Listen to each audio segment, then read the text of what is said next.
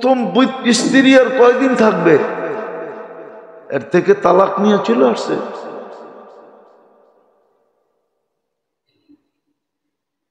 তালাক নিয়ে চলে আসছে। তো দ্বিতীয় জায়গায় যখন বিয়ে হয়েছে, ওইখানে আবার স্বামীর সাথে খাইতে বসছে। তখন ভিক্ষুক আসছে, এসে বলছে আল্লাহর জন্য কিছু দাও।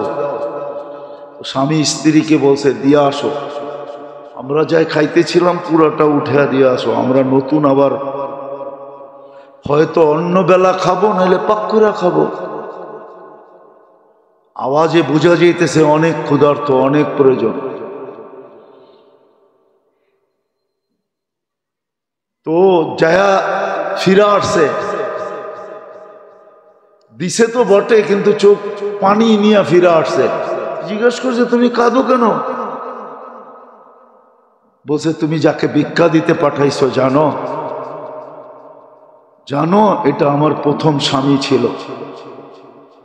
তুমিও কি আমাকে চিনো? না, তোমাকে তো চিনি না। বলে তোমার প্রথম স্বামী যাকে ধাক্কা দিয়া বাহির করে দিছিল, আমি ওই ব্যক্তি।